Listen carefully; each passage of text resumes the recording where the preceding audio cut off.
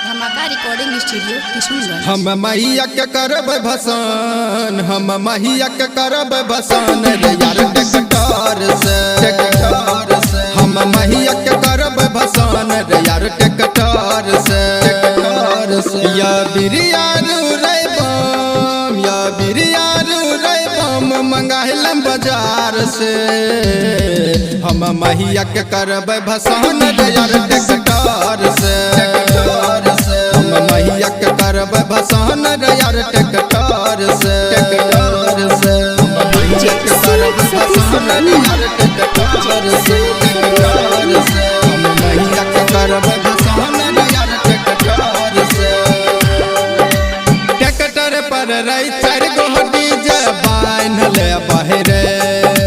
छौरा सबके दारू पिलाई के खूब नचैबै रे, खूब नचैबै रे।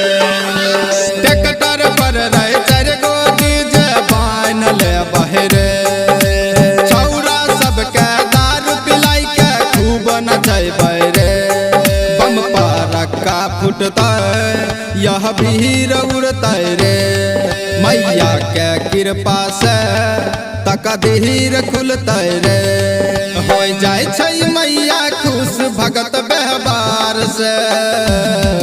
हम मैया के करब भसान रे यार टेक्टर से। हम मैया के करब भसान रे यार टेक्टर से।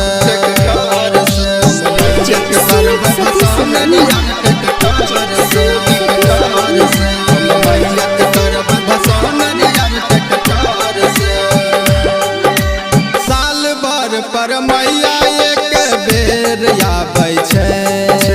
भगतन सबके दिल में ज्ञान के दीप जगाबै छै, दीप जगाबै छै। साल भर में मैया एक बेर आबै छै। भगतन सबके दिल में ज्ञान के दीप जलाबै छै। मैया भाग जगाबै छै और लूर सिखाबै छै। हंस पर बैठ के और बेहना बजाबै छै।